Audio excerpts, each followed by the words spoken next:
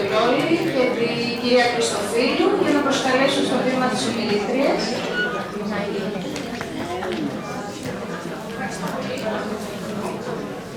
Ξεκινάμε το δεύτερο μέρος της σημερινής ημέρας. Θέλω και εγώ με τη σειρά μου να ευχαριστήσω εννοείται την διευθύντρια της Πρόεδρας που μετά να τη βοηθήσω από αυτά που ετοιμάσουν πάλι. Και βέβαια εννοείται την Πρόεδρο της Επιστημονικής Επιτροπής, την κυρία Φιετζή,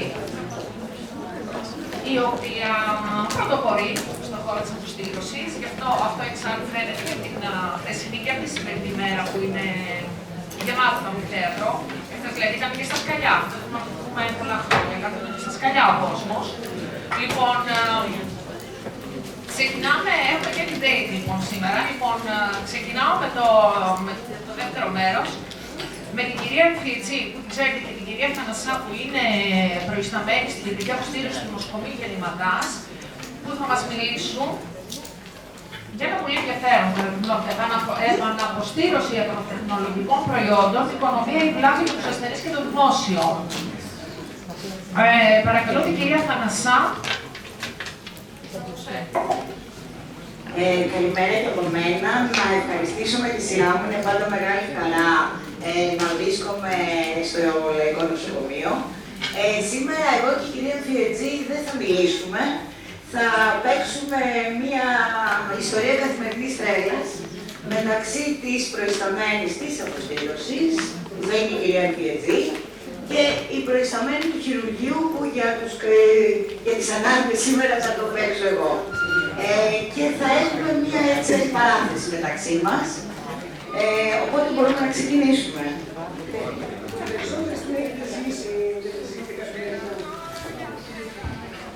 Ελευθερία μου, σε παίρνω γιατί χρειάζομαι να επαναποστηρώσω ένα μόσχευμα το οποίο μου έληξε προχθές και δυστυχώς το έχω παραγγείλει, αλλά δεν το ξέρω, στο προμηθειών μας δεν αργεί και έχω αύριο το χειρουργείο και επίσης μου έχει μείνει ένα κομμάτι από μια γονοκίνη, ένα πλέγμα που δεν χρησιμοποιήθηκε και είναι κρίμα, μωρέ. Αλλά δεν νομίζω ότι μπορώ να σε βοηθήσω και δεν μπορώ να επεξεργαστώ κανένα από αυτά. Δεν μπορείς ή δεν θες. Γιατί, εντάξει, γνωρίζουμε όλοι ότι είναι κοινή πρακτική. Είναι ακριβά υλικά, ξέρεις ότι είναι δύσκολη στη διαδικασία των προμηθειών, ξέρεις ότι παραγγέλνουμε και περιμένουμε καιρό και μπορεί να είναι το χειρουργείο και όλοι πιέζουν. Οκ, τα ξέρω όλα αυτά, μην ξεχνάς ότι και εγώ από το χώρο το δικό σας προέρχομαι, αλλά δυστυχώς πρέπει να ξέρεις ότι υπάρχει ένας κανονισμός 745 του 17 που έχει ενσωματωθεί στην νομοθεσία μας και στο άρθρο 2 παράγραφος 39 λέει πως ως επανεπεξεργασία νοείται η διαδικασία που εφαρμόζεται σε μεταχειρισμένο τεχνολογικό προϊόν με σκοπό να μπορεί να επαναχρησιμοποιηθεί με ασφάλεια και η οποία περιλαμβάνει μεταξύ άλλων τον καθαρισμό, την απολύμανση, την αποστήρωση και τις συναφείς διαδικασίες, καθώς και την δοκιμή και αποκατάσταση της τεχνικής και λειτουργικής ασφάλειας του μεταχειρισμένου τεχνολογικού προϊόντος. Για να μπορέσουμε να τον επανεπεξεργαστούμε και αυτά τα προϊόντα που ζητάς, θα πρέπει να είναι επαναχρησιμοποιούμενα. Και επαναχρησιμοποιούμενο είναι το χειρουργικό εργαλείο σύμφωνα με τον κανονισμό, που προορίζεται για τυπική χρήση όπως κοπή, τερματισμό, πυρορισμό, απόξεση, έτσι κλπ. Χωρίς σύνδεση με ενεργό τεχνολογικό προϊόν και το οποίο προορίζεται από τον κατασκευαστή να επαναχρησιμοποιηθεί. Έπειτα από κατάλληλες όμως διαδικασίες όπως καθαρισμό, απολύμανση και αποστήρωση. Μπορείς λοιπόν να μου πεις πόσες φορές καθορίζεται από τον κατασκευαστή ότι αυτά τα προϊόντα που μου ζητάς να επαναεπεξεργαστούμε μπορούν να επαναχρησιμοποιηθούν. Τι λένε οι οδηγίες? Εγώ για μένα δεν έχει χρησιμοποιηθεί ποτέ. Γιατί δεν ανήκει στο χειρουργικό τραπέζι, δεν χρησιμοποιήθηκε σε ασθενή, οπότε το θεωρώ μη χρησιμοποιημένο. Επίσης, εάν έπρεπε να φυλάω τις οδηγίες του κατασκευαστή για όλα αυτά τα υλικά που έχω στο χειρουργείο, θα χρειαζόμουν ένα δωμάτιο και το ξέρεις. Δηλαδή, δεν μπορείτε να μας βοηθήσετε. Λοιπόν, αν δεν έχεις τις οδηγίες του κατασκευαστή, εμείς πώς θα είμαστε σίγουροι ότι μπορούμε να κάνουμε αυτό που μας ζητάς ή όχι? Δεν είναι δυνατόν ούτε και εμείς να τις θυμόμαστε όλες απ' έξω. Αν στο έντυπο του κατασκευαστή υπάρχουν απογορευτικά δεύτερης χρήσης ή και δεύτερης αποστήρωσης, δεν μπορούμε να επαναπεξεργαστούμε αυτό το προϊόν. Δηλαδή να έχει σηματάκι. Ναι, να έχει το σήμα που να λέει ότι μπορούμε να το κάνουμε.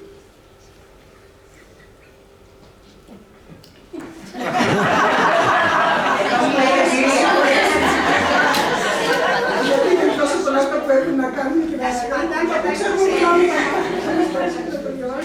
Λοιπόν, η αλήθεια είναι, Ελευθερία μου, ότι έχουμε μιλήσει για τον νόμο περί ενάντια στην επαναποστήρωση. Το θέμα είναι το εξής, ότι από εκεί και πέρα, όταν εμείς στο χειρουργείο έχουμε συνεχώς πιέσεις για να μειώσουμε τους λειτουργικούς χρόνους του χειρουργείου, για να μπορέσουμε να βγάλουμε όσο το δυνατόν περισσότερα χειρουργία, όταν γνωρίζεις ότι όλο αυτό το σύστημα είναι τόσο δυσκίνητο αναφορικά με τις παραγγελίες και μου ζητάς να έχω και τις οδηγίες, επιπλέον, τις οποίες είναι αδύνατο να προσγνωρίζει να τις έχω, όλο αυτό μάλλον με δυσκολεύει και δεν ξέρω κατά πόσο είναι τελικά για το συμφέρον του νοσοκομείου ή για το συμφέρον των εταιριών να έχουν τα υλικά μιας χρήσης και να μην τα επαναποστηρώνουν. Εγώ δεν σου ζητάω να κρατάς τις οδηγίες, τις κρατάμε εμείς στο τμήμα. Εγώ ζητάω να μου δώσεις ένα κουτί με ένα καινούργιο προϊόν για να δω μόνοι μου τις οδηγίες. Γιατί Γεωργία μου πρέπει να ξέρεις ότι υπάρχουν και άλλοι φορείς, σε ΕΠΑ και Ευρωπαϊκή Ένωση, που ελέγχουν αυτά που λένε οι εταιρείες. Δεν κάνουμε εμείς αυτά που λένε οι εταιρείες. Το αν και πόσες φορές ένα προϊόν μπορεί να επαναχρησιμοποιηθεί πρέπει να καθορίζεται από το κατασκευαστή του προϊόντος. Δεν μπορεί να το ζητάει ο καθένας να το κάνουμε έτσι αυθαίρετα. Τα στοιχεία αυτά ο κατασκευαστής τα δηλώνει με ειδικά σήματα, απαγορευτικά δεύτερης χρήσης ή και δεύτερης αποστήρωσης στη συσκευασία και με επισήμανση στο εσώκλειστο φυλάδιο οδηγιών που παρέχει τις ειδικές πληροφορίες. Συνεπώς, αν η επισήμανση του προϊόντος αναγράφει μία μόνο χρήση και μία αποστήρωση, υποχρεωτικά αυτό το προϊόν, για να είναι ασφαλές για τον ασθενή, θα πρέπει να αποστηρωθεί και να χρησιμοποιηθεί μία και μόνη φορά, χωρίς δεύτερες συζητήσεις. Υπάρχουν ωστόσο υλικά που είναι επαναχρησιμοποιούμενα και επαναποστηρώσιμα. Όπως αναφέρεται στον κανονισμό 745, στο κεφάλαιο 2, παράγραφος 11.2, όπου απαιτείται αυτά τα τεχνολογικά προϊόντα σχεδιάζονται με τρόπο που να διευκολύνει τον ασφαλή καθαρισμό, την απολύμανση και την επαναποστήρωσή τους. Στην παράγραφο 23, 4, στις οδηγίες χρήσης αναγράφονται και λεπτομέρειες σχετικά με κάθε προετοιμασία ή χειρισμό του τεχνολογικού προϊόντος, που απαιτείται προτού να είναι έτοιμο για χρήση ή κατά τη διάρκεια της χρήσης του, όπως αποστήρωση, τελική συναρμολόγηση, βαθμονόμηση κλπ. Συμπεριλαμβανομένων των επιπέδων απολύμανσης που απαιτούνται για την ασφάλεια του ασθενούς και όλων των διαθέσιμων μεθόδων για την επίτευξη των επιπέδων τους. Στο ΙΓ λέει ότι ένα τεχνολογικό προϊόν δεν είναι αποστηρωμένο με σκοπό για να αποστηρωθεί πριν από τη χρήση, πρέπει να το αποστηρώσουμε εμείς, μας δίνει τις κατάλληλες οδηγίες. Στην παράγραφο 14, εάν το τεχνολογικό προϊόν μπορεί να επαναχρησιμοποιηθεί, μας δίνει πληροφορίες για τις ενδεδειγμένες διαδικασίες που επιτρέπουν την επαναχρησιμοποίησή του. Και μετά, κατά περίπτωση, της επικυρωμένης μεθόδου επαναποστήρωσης στο κράτος μέλος ή στα κράτη-μέλη που το προϊόν έχει τεθεί στην κυκλοφορία. Παρέχονται επίσης πληροφορίες για να διαπιστώνεται πότε ένα τεχνολογικό προϊόν δεν θα πρέπει να επαναχρησιμοποιηθεί, δηλαδή αν έχει σημεία φθοράς των υλικών ή ποιος είναι ο μέγιστος επιτρεπόμενος αριθμός επαναχρησιμοποιήσεων. Και στο 15, προειδοποίηση ενδεχομένως ότι ένα τεχνολογικό προϊόν δεν μπορεί να επαναχρησιμοποιηθεί παρά μόνο εφόσον επαναρρυθμιστεί υπευθύνη του κατασκευαστή για να ανταποκρίνεται στις γενικές απαιτήσεις ασφάλειας και επιδόσεων. Και τέλος, στην παράγραφο 16, όμως, αν το τεχνολογικό προϊόν φέρει έδειξη ότι είναι μιας χρήσης, δίνονται πληροφορίες σχετικά με τα γνωστά χαρακτηριστικά και τους τεχνικούς παράγοντες που τα γνωρίζει ο κατασκευαστής, οι οποίοι θα μπορούσαν να προκαλέσουν κίνδυνο σε περίπτωση επαναχρησιμοποίησης του τεχνολογικού προϊόντος. Οι πληροφορίες αυτές βασίζονται σε ειδικό τμήμα των εγγράφων διαχείρισης κινδύνου του κατασκευαστή, όπου τέτοιου είδους χαρακτηριστικά και παράγοντες εξετάζονται λεπτομερώς. Συγγνώμη. Εγώ ως χειρουργός σας λέω ότι θέλω να το βάλετε. Έχω ανάγκη. Ωραία, Θα πω και εσένα.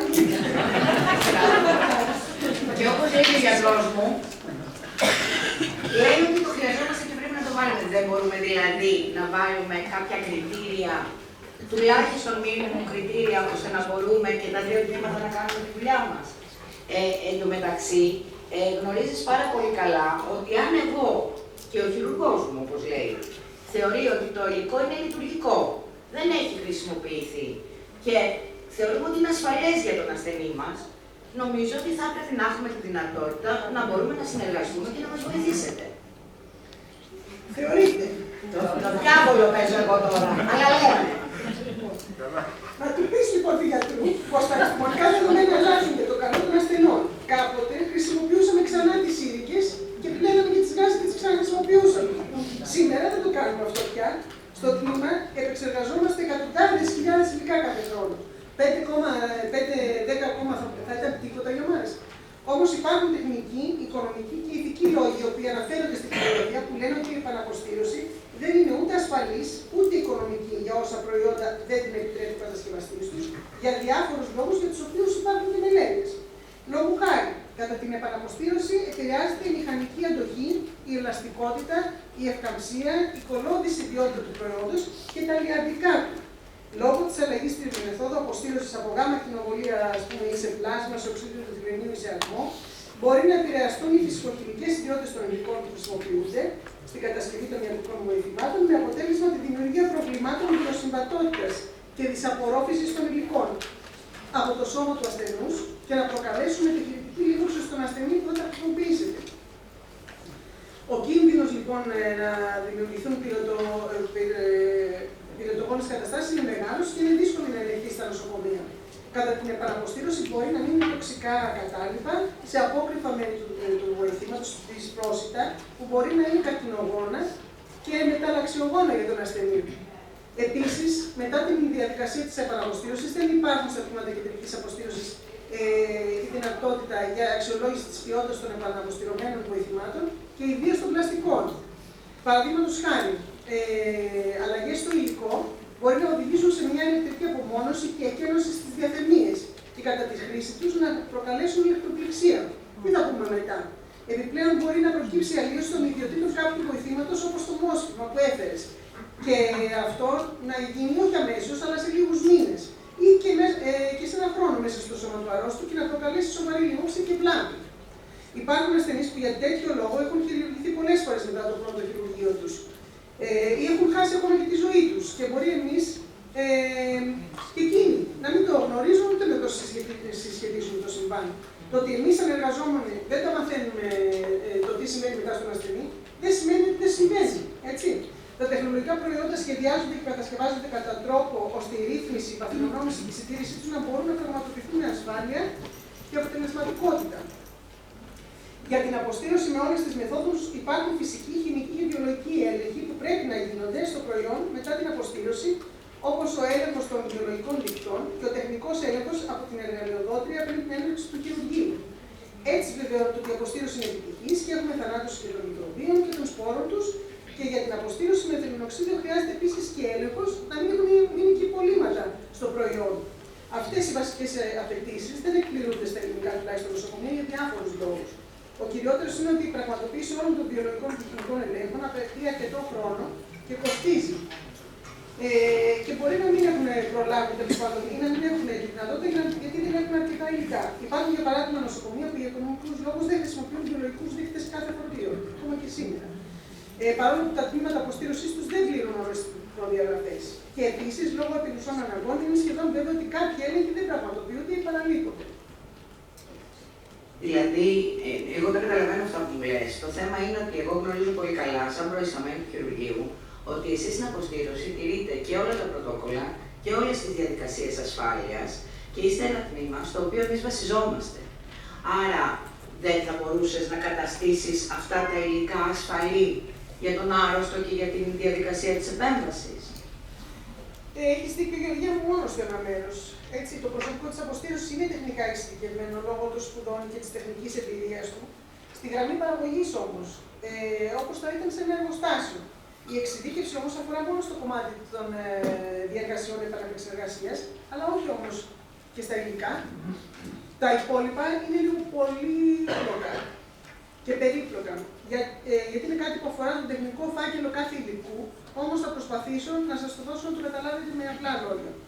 Στην περίπτωση των τεχνολογικών προϊόντων που τίθεται σε κυκλοφορία αποστηρωμένα, στο φάκελο κάθε υλικού πρέπει να υπάρχει η περιγραφή των μεθόδων που χρησιμοποιήθηκαν. μαζί με τις εκθέσεις επικύρωσης όσον αφορά τη συσκευασία, την αποστήρωση και τη διατήρηση της αποστήρωσης. Η έκθεση επικύρωσης αναφέρεται επίσης στη δοκιμή βιοεπιβάρυνσης, τη δοκιμή για την απουσία πυρητογόνων και κατά περίπτωση τη δοκιμή για κατάλοιπα αποστηρωτικών μέσων.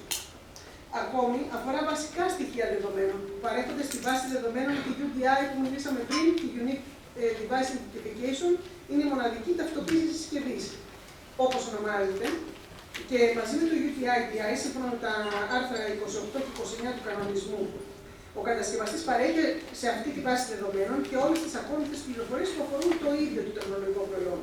Πάνω στα τεχνολογικά προϊόντα, συνήθως με κάποιο μικροτσίπ γραμμικού κώδικα, υπάρχουν χαρακτηριστικά όπως αριθμός σειράς ή και παρτίδας για τα ενεργά ή απλά εμφυτεύσιμα τεχνολογικά προϊόντα. Το UDI του εμφυτεύσιμου τεχνολογικού προϊόντος είναι ταυτοποιήσιμο πριν από την εμφύτευση και είναι αναγνώσιμο έπειτα από κάθε διαδικασία ετοιμασίας του τεχνολογικού προϊόντος για την επόμενη χρήση. Όλα αυτά χρειάζονται ειδικά εκπαιδευμένο προσωπικό και εγκαταστάσεις που διαθέτουν μόνο οι κατασκευαστικές εταιρείες. Επιπλέον, οι διαδικασίες των εταιρεών πρέπει να είναι πιστοποιημένες από ανεξάρτητους κοινοποιημένους οργανισμούς πιστοποίησης. Τα μέλη του προσωπικού των οργανισμών αυτών, με την ανάλογη εκπαίδευση, είναι και υπεύθυνα για τον ορισμό κριτηρίων συμμόρφωσης των υλικών με τα διεθνή στάνταρτς για το καθένα. Διότι αυτό το προσωπικό των εταιριών διαθέτει αποδεδειγμένα γνώσεις και πείρα για μια σειρά ζητημάτων, όπως την νομοθεσία της Ευρωπαϊκής Ένωσης στον τομέα των τεχνολογικών προϊόντων, τις διαδικασίες εκτίμησης της συμμόρφωσης προβλέποντας τον κανονισμό 745 για τα ιδιωτικά προϊόντα, την κατάρτιση του προσωπικού που ασχολείται με τις δραστηριότητες εκτίμησης της συμμόρφωσης των τεχνολογικών προϊόντων, επαρκή πείρα σε δραστηριότητες εκτίμησης της συμμόρφωσης και άλλα. Αν ένα τμήμα αποστήρωσης επαναπεξεργαστεί κάποιο υλικό, νομικά, βάσει του κανονισμού, όπως το είπε και ο Τόμας πριν, θεωρείται το ίδιο πλέον κατασκευαστής του υλικού. Κάτι που ασφαλώς δεν είναι, δεν είμαστε αποστηρώσεις κατασκευαστές, και επειδή το προϊόν που επαναποστήρωσε το τμήμα πιθανόν, στο προϊόν αυτό πιθανόν να υπάρχει μεταβολή, η οποία είναι μη ανεπινεύσιμη, αυτό θα μπορούσε να οδηγήσει σε εσφαλμένη ταυτοποίηση του τεχνολογικού προϊόντος ή και σε αβεβαιότητα στην εχνηλασιμότητά του, ακόμα και σε βλάβη ή και λίμωξη σε ασθενή. Επομένως, όπως καταλαβαίνεις, σαν τμήμα δεν μπορούμε να έχουμε ούτε τέτοια ηθική, ούτε την νομική ευθύνη. Το θέμα είναι η ελευθερία και όλα αυτά που μας λες δεν μας έχουν απασχολήσει, η αλήθεια είναι πολύ και βλέπω τη λογική πίσω από αυτά που λες. Το θέμα είναι ότι γνωρίζουμε πολύ καλά, ή τουλάχιστον έχουμε ακούσει, ότι πάρα πολλές εταιρείες βαφτίζουν ξαφνικά τα προϊόντα τους μιας χρήσης και καταλαβαίνουμε όλοι για ποιο λόγο γίνεται αυτό, ενώ την προηγούμενη μέρα μπορεί να ήταν πολλαπλών χρήσεων. Και όλο αυτό εμένα, τουλάχιστον σαν τη διαφωνία μας, μου φωνάζει αύξηση κόστους, περιβαλλοντική επιβάρυνση και μεγαλύτερη ταλαιπωρία. Αυτό που περιγράψει η Γεωργία μου για την αλλαγή των συσκευασιών έγινε γιατί βάσει των νέων κανονισμών οι εταιρείες υποχρεώθηκαν από τον FDA και τα αρμόδια όργανα της Ευρωπαϊκής Ένωσης να προσθέσουν ακριβείς πληροφορίες για τα προϊόντα τους. Δεν μπορούσαν λοιπόν μετά να παίζουν και έπρεπε να γράψουν την αλήθεια. Όσο για το κόστος, το οικονομικό όφελος των νοσηλευτικών ιδρυμάτων και κατ' επέκταση του Εθνικού Συστήματος Υγείας είναι η κύρια δικαιολογία για την επαναποστήρωση. Εν τούτης όμως, αυτό δεν ισχύει. Αν λάβεις υπόψη, τα έξοδα για τη διατήρηση αρχείων και επαναποστήρωσης και επαναχρησιμοποίησης που πρέπει να τηρούμε, τα έξοδα αξιολόγησης της ασφάλειας και της αποτελεσματικότητας του συγκεκριμένου προϊόντος, την πραγματική τιμή αγοράς του προϊόντος που πολλές φορές είναι μικρότερη από το να το επαναποστηρώσουμε, μπορεί να σου κοστίζει φθηνότερο να το αγοράσεις εκ νέου, το ευρύτερο κόστος λόγω της ανάπτυξης της μικροβιακής αντοχής στην κοινότητα και των συνοποιών της από την ενέργεια αυτή, τυχόν αποζημίωση ενός νοσηλευτικού ιδρύματος σε ασθενή για τη βλάβη που υπέστη και που θα προκύψει αν ο ασθενής ή οι συγγενείς του προσφύγουν δικαστικά, και τα άδειρα και παράπλευρα κόστη από την εμπλοκή των οικογενειών των ασθενών που παρουσίασαν βλάβες και λοιμώξεις, οι οποίοι καλούνται να συνδράμουν τους συγγενείς τους με χρόνο που αφαιρείται από την εργασία τους, αλλά και με χρήμα που δαπανάται από αυτούς τόσο πάνω όσο κάτω από το τραπέζι στα ελληνικά νοσηλευτικά ιδρύματα. Όσο για το θέμα της φιλικότητας προς το περιβάλλον, έχω να σου πω το εξής. Η φιλικότητα και η βιωσιμότητα στον χώρο της αποστήρωσης έχει σχέση με την τροποποίηση των διαδικασιών, καθώς και των υλικών που χρησιμοποιούνται και όχι με την επαναποστήρωση. Για παράδειγμα, όπως είπαμε και πριν και τα αναφέραμε και χθες, τροποποιώντας τον τρόπο συσκευασίας, μπορείς να μειώσεις την κατανάλωση χαρτιού ή επιλέγοντας ένα πιο ποιοτικό χαρτί, μπορεί να χρησιμοποιήσεις ένα αντί για δύο τεμάχια. Μπορείς να χρησιμοποιήσεις κοντέινερ για την τοποθέτηση εργαλείων και όχι χαρτί. Μπορείς να χρησιμοποιήσεις dust cover για να αυξήσεις έως 3 χρόνια το χρόνο αποστήρωσης και έως 5 μερικές φορές σε ένα υλικό. Όλα αυτά όμως απαιτούν μελέτες κόστους-οφέλους που πρέπει να γίνουν από τα τμήματα κεντρικής αποστήρωσης και βέβαια απαιτούν και διοικήσεις με έντυπο αόρτα για να συνδράμουν τα τμήματα, παρέχοντας το απαιτούμενο σε αριθμό και προσόντα και ικανότητες προσωπικών στα τμήματα αποστήρωσης για να υλοποιήσουν όλα αυτά. Πράγμα που σπάνια γίνεται, όπως ξέρεις. Αλήθεια όμως, έχετε ενημερώσει εσείς ή ο γιατρός πάνω που μας το ζητάει έναν ασθενή ότι θα του τοποθετήσετε ένα εμφύτευμα που έχει υποστεί επανεπεξεργασία και ότι δεν μπορεί να το εγγυηθούμε ούτε εμείς ούτε εσείς, ότι δεν θα πάρει κάποια μεταχειρητική λίμωξη από αυτό. Έχει ζητήσει ποτέ ο γιατρός ή εσείς την ενημερωμένη συγκατάσταση του ασθενούς για αυτά τα υλικά που μας ζητάτε να ξαναποστηρώσουμε? Κοίταξε, όσον αφορά το υλικό, αν είναι καινούριο, δουλεύει σαν καινούριο, θεωρώ ότι δεν τίθεται θέμα. Θα μπορούσα ίσως να δω τη λογική στο ηθικό κομμάτι του πράγματος για τα εμφυτεύσιμα υλικά. Αλλά από εκεί και πέρα όμως, όσον αφορά τις λοιμώξεις, γνωρίζεις πολύ καλά ότι μια μεταχειρητική λοιμώξη ή μια λοιμώξη χειρουργικού πεδίου μπορεί να οφείλεται σε μια πληθώρα παραγόντων που μπορεί να αφορούν είτε προεγχειρητικά, είτε διεγχειρητικά, είτε μεταγχειρητικά έναν ασθενή.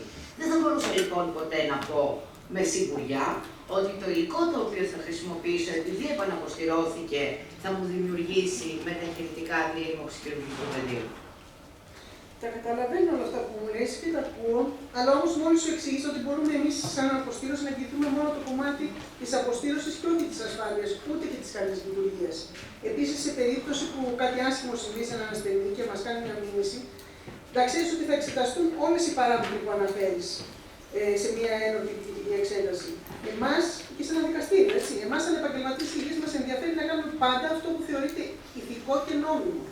Με αφορμή το θέμα της επαναποστήρωσης των τεχνολογικών προϊόντων, την επαναχρησιμοποίηση υλικών μιας χρήσης και την νομιμότητά τους υπό το πρίσμα των προστατευόμενων δικαιωμάτων των ασθενών, έχει διατυπωθεί το ερώτημα αν τα υλικά αυτά είναι ασφαλή και αν υπάρχει κίνδυνος μετάδοσης των ιών της υπατήτηδας, του AIDS και άλλων λοιμώξεων. Τα δικαιώματα της ζωής, της σωματικής ακεραιότητας και της υγείας εκείνου που κάνει χρήση ιατρικών υπηρεσιών εμπίπτουν στο πεδίο εφαρμογής της διάταξης του αστικού κώδικα αριθμός 57. Εκείνο που προσβάλλεται και συνεπώς προστατεύεται είναι το δικαίωμα στην προσωπικότητα του ασθενή. Εκδηλώσεις αυτού του ενιαίου αυτοτελούς δικαιώματος είναι η ζωή, η σωματική ακεραιότητα και η υγεία. Εκτός από τα σωματικά αγαθά, προστατεύεται επίσης η τιμή και η υπόλοιψή του, η ψυχική και σωματική του υγεία, με τη μετάδοση που θίγεται με τη μετάδοση κάποιας ασθένειας εξαιτίας υλικού καθαρισμού των ιατρικών εργαλείων ή με την πρόκληση κάποιας δυσμορφίας εξαιτίας μη επιτυχημένης εγχείρησης. Το δικαίωμα στην προσωπικότητα καλύπτει και την ελευθερία του ασθενούς να αποφασίζει για το σώμα και για την υγεία του. Το δικαίωμα του αυτοκαθαρισμού συνδέεται άρρηκτα με την υποχρέωση ενημέρωσής του εκ μέρους των γιατρών, αφού μόνο μέσα από την ενημέρωση δίνεται στον ασθενή δυνατότητα με τα σωστά κριτήρια και με γνώση όλων αυτών των παραμέτρων να εκφράσει τη βούλησή του και να αποφασίσει για την τύχη του εαυτού του. Αυτή είναι η ουσία της ενημερωμένης κατάθεσης των ασθενών. Επίσης, όπως ανέφερα παραπάνω, τα άδειλα και παράπλευρα κόστη τα έχει σκεφτεί και υπολογίσει ποτέ κανείς? Τους συζύγους και τα παιδιά των ανθρώπων που παθαίνουν χειρουργικές λοιμώξεις, τα χαμένα μεροκάματα από την εργασία τους και την διατάραξη της ζωής τους. Πώς θα αποφασίσουμε εμείς? Κοίταξε, Ελευθερία, θα συμφωνούσα στην ανάγκη του να υπάρξουν μελέτες και έρευνες που να μπορούν να συσχετίσουν τα χρησιμοποιούμενα υλικά με τις μεταχειρητικές λοιμώξεις. Όμως, επαναλαμβάνω ότι αυτό θεωρώ ότι τουλάχιστον είναι επικίνδυνο να το συσχετίζουμε αμέσως με τη χρήση των επαναποστηρούμενων υλικών. Ιδιαίτερα αφού σου είπα ότι παρεμβάλλονται τέτοιοι παράγοντες ενδιαμέσως που θα μπορούσαν να είναι υπεύθυνοι για την πρόκληση μιας μεταχειρητικής λοιμώξης. Θα σου υπενθυμίσω κι εγώ τα συμφέροντα που διακυβεύονται για να υπάρχουν αρκετές τέτοιες μελέτες που δεν τις αφήνουν να δουν το φως της επιφάνειας και πολύ περισσότερο να δουν και το φως της πλουσικότητας. Όμως, όσοι έχουμε εργαστεί σε χειρουργία, έχουμε να διηγηθούμε τουλάχιστον ένα τέτοιο συμβάν. Το γεγονός ότι στην ελληνική πραγματικότητα δεν δίνουμε στοιχεία για τις λοιμώξεις αναχειρουργός στη δημοσιότητα και ότι δεν υπάρχουν κατάλληλοι μηχανισμοί και εργαλεία ελέγχου και συσχέτισή τους, δεν είναι απόδειξη ότι δεν υπάρχει συσχέτιση σε αρκετές περιπτώσεις. Δηλαδή, πιστεύεις ότι θα έπρεπε να έχουμε ποσοστά που να συσχετίζουν χειρουργό, αίθουσα και λοιμώξη? Εννοείται. Και δίνουμε στη δημοσιότητα. Άλλωστε, Όταν κάνετε μια ανθρώπινη ζωή, λίγη σημασία έχουν και τα ποσοστά και όλα τα άλλα. Εμείς, σαν ομάδα, συντασσόμαστε με όσο ο νόμος ορίζει και δεν θέλουμε να έχουμε ούτε ηθική ούτε νομική ευθύνη για κάτι τέτοιο. Καμία ευρωπαϊκή αρμόδια αρχή δεν έχει νομοθεσία ή εγκυκλίους που να υποστηρίζουν την επαναχρησιμοποίηση ή επαναποστήρωση αυτών των προϊόντων. Γιατί εκτός του ότι η επαναχρησιμοποίηση αποτελεί παραβίαση του νόμου, αναφέρεται επίσης ότι στις περιπτώσεις που είναι αδύνατο να συμβεί διαφορετικά, απαιτείται οπωσδήποτε ενημερωμένη συγκατάθεση του ασθενούς. Ο FDA, ο Οργανισμός Τροφίμων και Φαρμάκων των ΗΠΑ, έχει δημοσιεύσει αυστηρές εγκυκλίους στα νοσοκομεία που τονίζεται η ευθύνη για την ασφάλεια και αποτελεσματικότητα στις περιπτώσεις επαναχρησιμοποίησης. Επίσης, ο Σύνδεσμος Κατασκευαστών στη ΣΥΠΑ αναφέρει ότι είναι εναντίον της επαναχρησιμοποίησης. Το Υπουργείο Υγείας της Αυστραλίας είναι εναντίον της επαναχρησιμοποίησης και ο αρμόδιος Οργανισμός Φαρμάκων, ο TGA, έχει εκδώσει σχετική εγκύκλιο. Η Ελλάδα παλιότερα είχε εναρμονίσει την νομοθεσία για την οδηγία 42 του 1993 της ΕΕ και σήμερα ισχύει και είναι υποχρεωτικό στη χώρα μας ο κανονισμός 745 του 2017, στον οποίο έχει μεταξελιχθεί παραπάνω οδηγία.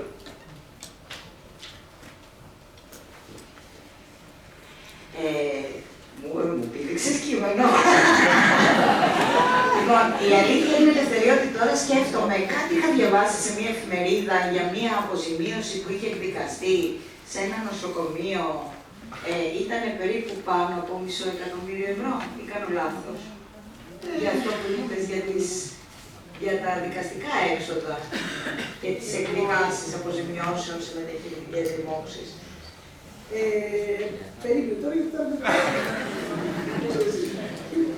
Λοιπόν, να πω κάτι. Κάποιοι στο εξωτερικό είχαμε πει ότι κάνουν επαναποστηρώσεις, αλλά εγώ θα σου πω ότι δεν μπορούμε να συγκρίνουμε τα δεδομένα του εξωτερικού με τις συνθήκες των δικών μας νοσοκομείων και δεν νομίζω ότι θα έρθουν ούτε καν ισόπαλοι. Πιθανόν εκεί να διαθέτουν εργαλεία και πρακτικές που τους επιτρέπουν να προβαίνουν σε αυτές τις ενέργειες. Εμείς πάντως στα νοσοκομεία της Ελλάδας αγωνιζόμαστε πολλές φορές για την πρωτόγωνα μέσα και ανεπαρκές προσωπικό. Άλλωστε και εγώ σου ζήτησα στην αρχή ότι σου είπα ότι υπάρχουν κάποια είδη που μπορούμε να επεξεργαστούμε. Αυτά λοιπόν και εμείς θα ξαναποστηρώσουμε. Τα ιατρικά βοηθήματα, μάλλον τα ιατρικά απόβλητα, θέλω να σου πω κάποια πράγματα. Ναι, γιατί υπάρχει περιβαλλοντική επιβάρυνση. Ναι, είναι ένα τεράστιο θέμα. Μπορεί όμως να μετριαστεί, είπαμε, με αυστηρή διαλογή στην πηγή δημιουργίας. Και επιπλέον πρέπει να αποχαρακτηριστούν από τα νοσοκομιακά απόβλητα κάποια είδη που μπορούν να τα ανακυκλώσουν. Πρέπει να αλλάξουν αρκετές διεργασίες που εξοικονομούν υλικά και να αλλάξει η νοοτροπία των εργαζομένων σε κάποια πράγματα. Και πρέπει επίσης να αλλάξουν και τα υλικά και ο τρόπος συσκευασίας που σε αρκετά είδη είναι υπερβολικά. Πάντως, εγώ έχω να σου πω ότι σαν εργαζόμενοι στο τμήμα αποστήρωσης γνωρίζουμε σαφώς περισσότερο για τα θέματα αποστήρωσης από κάθε χειρουργό, γιατί έχουμε εξειδικευτεί στο αντικείμενο και κάποιοι από εμάς έχουμε κάνει σπουδές σε μεταπτυχιακό και διδακτορικό επίπεδο πάνω σε αυτό. Ενώ αντίθετα, κανένας γιατρός δεν έχει διδαχθεί στις σπουδές του το αντικείμενο της απολύμανσης, της αποστήρωσης και της άσκησης της τεχνικής κατά τη διάρκεια των σπουδών του και σπάνια θα το κάνει μετά. Δεν θα το ψάξει γιατί δεν ενδιαφέρει. Και γιατί μου είπες τέλος πάντων για τις αποζημιώσεις, το ανέφερε ένας νομιλητής, να στο θυμηθούμε ξανά. Το χθεσινό πρωτοσέλιδο της Καθημερινής για τις λοιμώξεις στην Ελλάδα. Εδώ και χρόνια είμαστε πρώτοι σε δυσίατρες και θανατηφόρες λοιμώξεις από ανθεκτικά και πολυενθεκτικά μικρόβια, τα οποία θερίζουν στις ΜΕΘ. Ευθύνονται για 20 θανάτους ανά 100.000 κατοίκους στην Ελλάδα. Την ίδια στιγμή που στην Βουλγαρία οι θάνατοι είναι 4 και στην Νορβηγία είναι 2 ανά 100.000. Το πρόγραμμα σπουδών της ιατρικής σχολής δεν υπάρχουν καν αυτά τα μαθήματα, ούτε έστω σαν διάλεξη για την ευαισθητοποίηση των φοιτητών. Και να μην αναφέρω επίσης ότι από το τμήμα της αποστήρωσης, το οποίο είναι κατεξοχήν υπεύθυνο για την απολύμανση και την αποστήρωση στο νοσοκομείο, που σε περίπτωση κάποιου προβλήματος ή μιας ροής κρουσμάτων, καλούμαστε να επεξεργαστούμε μολυσμένα υλικά και εργαλεία. Δεν προβλέπεται όμως εκπρόσωπός μας στην Επιτροπή Δημόξεων, ούτε σε κανένα νοσοκομείο καλείται από τις διοικήσεις, έστω και περιστασιακά, για να καταθέσει την επαγγελματική του άποψη στα πλαίσια της διεπιστημονικής και πολυεπιστημονικής αντιμετώπισης του προβλήματος των λοιμόξεων στην Ελλάδα. Κανένας μας όμως, ούτε γιατρός, ούτε άνθρωπος δεν είναι Θεός. Δεν έχει δικαίωμα να αποφασίζει για τη ζωή καθενός. Και χωρίς ο ίδιος να το γνωρίζει πολύ περισσότερο. Γι' αυτό θα έπρεπε να υπάρχει και να μας προσκομίσει την έλεγχο με την υπογραφή του ασθενούς που να αναφέρει ότι αυτός έχει ενημερωθεί για το ότι μπορεί να χρησιμοποιηθεί στο χειρουργείο του και να τοποθετηθεί στον οργανισμό του ένα τεχνολογικό προϊόν που δεν είναι ασφαλές για χρήση και κανείς δεν μπορεί να το εγγυηθεί το αποτέλεσμα. Δεν νομίζω ότι κάποιος ασθενής θα επέγραφε και ο γιατρός. Εσύ τι λες, θα το έκανε? Εγώ στη θέση του πάντως όχι. Κοίταξε, το ότι εκπαιδευόμαστε σαν μικροί θεοί στην Ελλάδα, αυτό είναι μεγάλο γεγονός. Δεν μπορώ να διαφωνήσω σε αυτό. Έχουμε πολλούς μικρούς θεούς στα νοσοκομεία μας. Λοιπόν, σχετικά με τις αποζημιώσεις, δηλαδή. Επόμενο ήταν η επαναποστήρωση και η επαναχρησιμοποίηση το διάφορο που λες, ήταν γύρω στους 500.000 το μήνα. Η επαναχρησιμοποίηση ιατρικών βοηθημάτων με αποτέλεσμα την πλάτη ενός στις περισσότερες ευνοούμενες χώρες χαρακτηρίζεται ποινικό αδίκημα και ιδιότητα από τον νόμο, ιδίως αν δεν υπάρχει εξουσιοδότηση μετά από την ενημερωμένη συγκατάθεση του ασθενούς. Διαπράττεται λοιπόν ποινικό αδίκημα και στον δημόσιο τομέα οι πράξεις και η αμέλεια των γιατρών και των νοσηλευτών έχουν συνέπειες για τα νομικά πρόσωπα στα οποία παρέχουν τις υπηρεσίες τους, δηλαδή τα νοσοκομεία. Και έπειτα το νοσοκομείο ζητάει τα ρέστα των εργαζόμενων. Ως ποινικό λοιπόν αδίκημα, η πράξη της μη κατατεθέμενης χρήσης επαναποστηρωμένων υλικών σε ασθενείς πρέπει και επιβάλλεται να αναφέρεται στις δικαστικές αρχές από οποιαδήποτε επαγγελματία υγείας και αν εντοπίζεται σε οποιοδήποτε σκαλή της κλίμακας ιεραρχίας και αν βρίσκεται.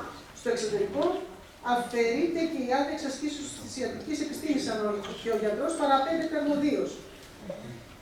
Επομένως, να πω και αυτό, κάποιοι γιατροί και νοσηλευτές στα νοσηλευτικά ιδρύματα, καθώς και οι εταιρείες αντιπρόσωποι των κατασκευαστικών οίκων, δεν μπορεί να συνεχίζουν να παρανομούν κατά εξακολούθηση και να αρνούν το ιατρικών ασθενών τους.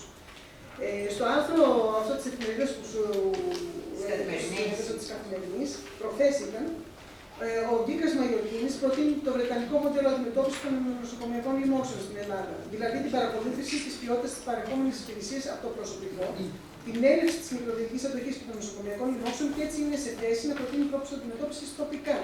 Σύμφωνα με τον ίδιο, στην Ελλάδα γίνεται επιτήρηση λοιμώξεων, αλλά αυτό που λείπει είναι η πρόταση εξειδικευμένων μέτρων, η εφαρμογή τους και στη συνέχεια η επαναξιολόγησή τους μετά από κάποιο διάστημα.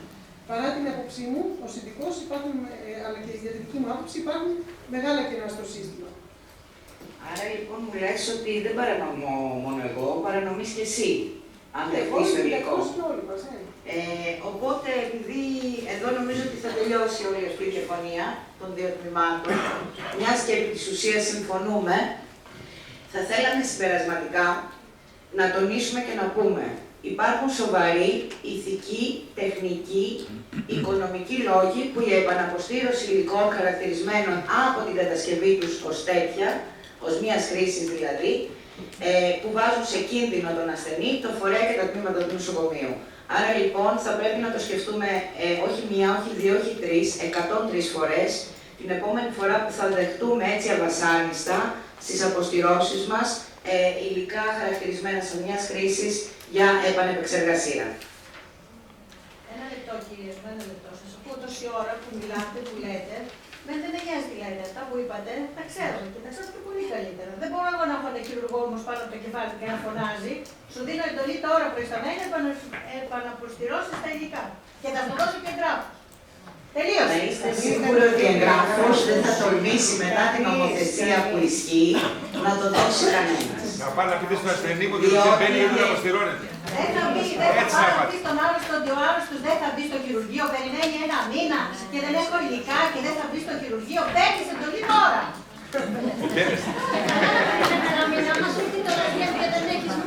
Ξέρετε πολύ καλά ότι πριν λίγα χρόνια, στην αρχή της καριέρας μου, εγώ αυτό το αντιμετώπισα από τον διευθυντή μιας κλινικής εδώ. Ήταν ένας από τους λόγους που κλονίστηκε την υγεία μου γι' αυτό.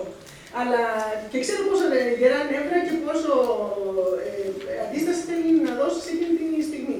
Να είστε σίγουροι όμως ότι αν αυτά τα κάνετε γραπτός, καμία διοίκηση, ούτε και ο ίδιος ο γιατρός αναλαμβάνει.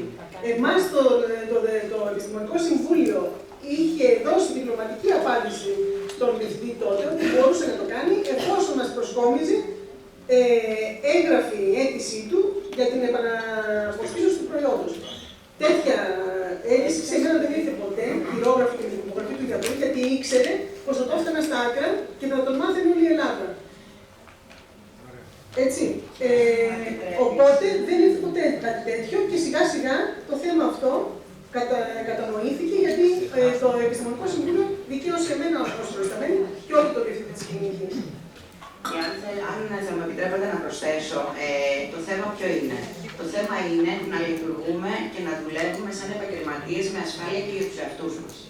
Δηλαδή, το να συζητήσουν οι προϊστάμενοι των χειρουργείων μαζί με το Επιστημονικό Συμβούλιο του Νοσοκομείου, τη διοίκηση και τα τμήματα αποστήρωσης, ότι ξέρετε κάτι, υπάρχει σε εφαρμογή μια νέα νομοθεσία, η οποία μας πάει φυλακή αύριο.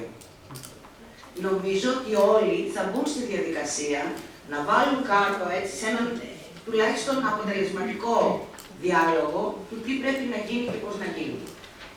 Γιατί στα αλήθεια δεν είναι η βλάβη μόνο του αρρώστου, που δεν είναι μόνο, είναι πρωτίστως η βλάβη του αρρώστου, που θα δούμε παρακάτω, είναι και η πιθανή και ενδεχόμενη βλάβη όλων όσων εμπλέκονται.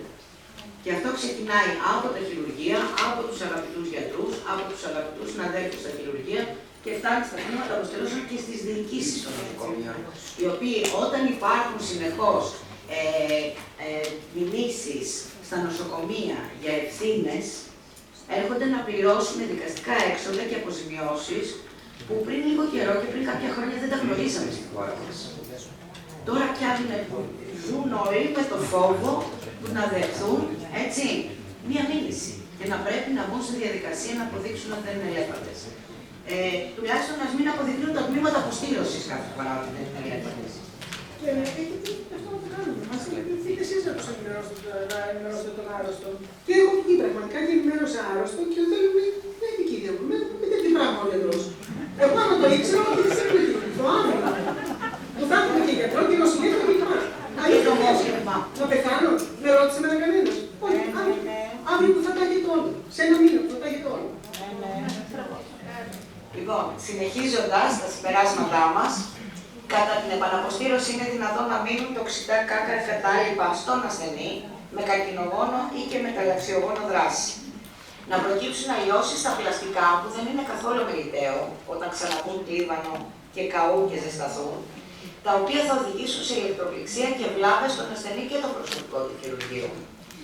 Επομένως, κατά την επαναποστήρωση επηρεάζονται, χωρίς να έχουμε τη δυνατότητα να το ελέγξουμε, οι φυσικοχημικές ιδιότητες των υλικών, η μηχανική τους αντοχή, η ελαστικότητα και η ευκαμψία που μπορεί να έχουν ή να μην έχουν μετά την επαναποστήρωση, τα λιγαντικά και κολώδη χαρακτηριστικά.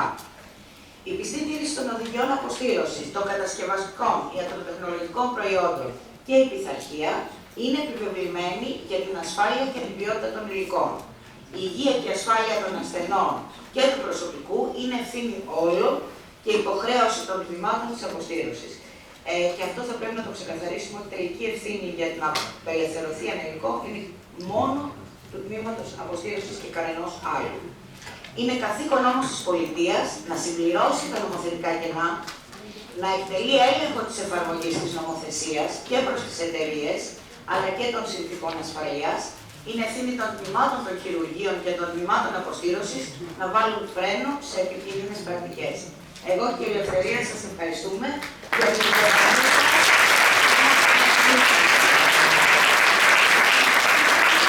Ευχαριστούμε πάρα πολύ. Ήταν ένα πραγματικά πολύ πολιτισμένο debate, κάτι που δεν βλέπουμε στους πολιτικούς, κύριε Νικήτα. Η κυρία Ψόκο πήγε να μας το χαλάσει λίγο.